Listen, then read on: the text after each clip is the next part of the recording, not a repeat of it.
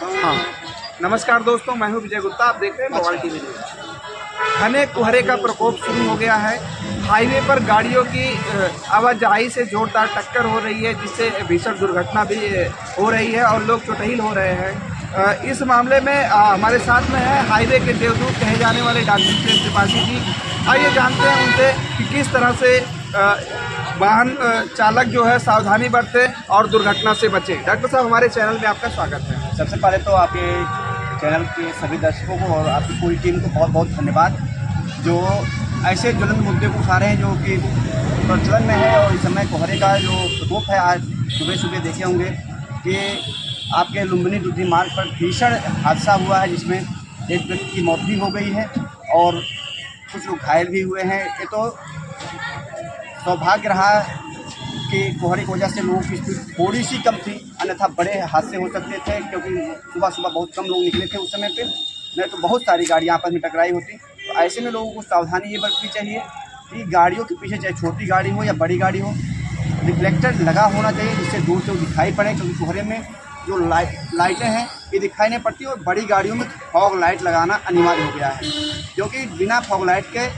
इस समय रात्रि में या सुबह के समय जब कोहरा होता है, ऐसे में निकलना कहीं न कहीं दुर्घटना को ही दावत देता है। और छोटे दोपहिया वाहन और साइकिल सवारों से विनम्र निवेदन है कि हेलमेट और जो है दोपहिया साइकिल वाले के रिफ्लेक्टर जरूर लगा के चलें। और दोपहिया वाहन चालक में जो साइकिल सवार हैं, इनके लिए भी हेलमेट आते हैं जो कि साइकिल पे लगाए जा सकते हैं। तो हम चाहेंगे उसको भी लोग यूज़ करना चालू करें, क्योंकि अब पहले जैसा देहात नहीं रहा। अब देहात शहरों से भी आगे है, और दुर्घटना के मामले में देहात शहरों से कई गुना आगे हो जा रहा है, क्योंकि यहाँ पर लोग अपनी सावधानियों को बरत नहीं पा रहे हैं। जागरूकता का अभाव है। ऐसे ही लोगों की जनजीवन को बचाने के लिए मैंने एक जागरूकता अभियान शुरू किया है कल से, कि हम साइकिल सवारों में रिफ्लेक्टर लगा रहे हैं, क्योंकि साइकिल के पीछे, चाहे जब नई साइकिल लेते हैं, छोटी सी बत्ती लगी होती है जो रिफ्लेक्ट करती है, लेकिन वो बत्ती ज़्यादा दिन चल नहीं पाती और टूट जाती है।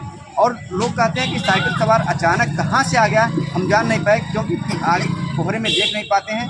ऐसे में साइकिल सवारों की सुरक्षा और दोपहिया वाहन या चरपहिया वाहनों की सुरक्षा के लिए रिफ्लेक्टर अति आवश्यक है। जी, आप ग्रामीण स्वास्थ्य सेवक नामक एक संगठन के राष्ट्रीय अध्यक्ष भी हैं, और इस समस्या से निपटने के लिए आपका संगठन क्या मुहिम चलाएगा? देखिए, हमारा जो संगठन है ये पूरे उत्तर प्रदेश से और बस्ती जनपद से बस्ती मंडल में जितने ज़िले हैं, प्रदेश स्तर पर लगातार ये मुहिम चला रहा है, और हमारे सभी सहयोगी इस मुहिम में भाग ले रहे हैं। और वो लोग भी रिफ्लेक्टर के साथ साथ जागरूकता अभियान भी चला रहे हैं। हमारे संगठन के सभी सदस्य जो है अब एक मुहिम बना ली है कि रोड एक्सीडेंट में हम किसी घायल व्यक्ति को असहाय अवस्था में नहीं छोड़ेंगे, और उनकी प्राथमिक उपचार में बढ़ चढ़ करके हिस्सा लेंगे, और उन्हें प्राथमिक स्वास्थ्य के लिए CHC PHC जिला अस्पताल तक पहुँचवाने का कार्य करेंगे।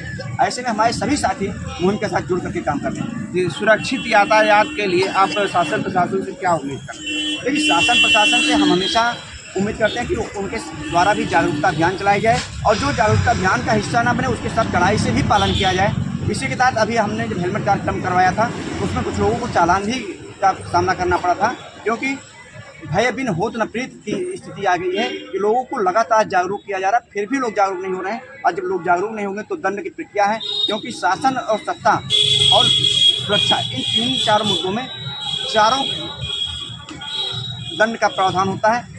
पहले आपको समझाया जाता है, फिर आपको जागरूक किया जाता है, और जब लास्ट स्टेज आता है दंड का, अगर लोग नहीं मानेंगे तो प्रशासन के माध्यम से लोगों को दंडित किया जाना भी अति आवश्यक हो जाता है। जी, ऐसे में कुछ नाबालिग वाहन चालक भी हैं जो सड़कों पर फर्राटा भरते हैं, और उनके गार्जियन जो है उन्हें पूरी तरह से छूट देते हैं। ऐसे में आप क्या चाहेंगे? देखिए, गार्जियनों को तो परम आवश्यक है कि वो अपने नौनिहालों को पहली बात तो गाड़ी ना दें, और अगर अति आवश्यक है तो अगर दे भी रहें तो उनकी सबसे पहले जिम्मेदारी हो जाती है कि वो अपने नौनिहालों को घर से निकलने से पहले हिदायत दें कि आप बिना हेलमेट के या चरपहिया वाहन चलाएं, बिना सीट बेल्ट के गाड़ी ना चलाएं, क्योंकि वो उनके भविष्य है। और अपने भविष्य के प्रति नौनिहालों से ज़्यादा सचेत उन गार्जियनों को होना चाहिए जो अपने बच्चों को दोपहिया या चरपहिया वाहन नाबालिगों को दे रहे हैं। जी, तो ये रहे डॉक्टर प्रेम त्रिपाठी जी, जिन्होंने जो है यातायात को सुरक्षित तरीके से संचालन करने के लिए अपनी मुहिम छेड़ी हुई है। देखना ये होगा कि इनका और इनके संगठन की मुहिम कितनी रंग लाएगी और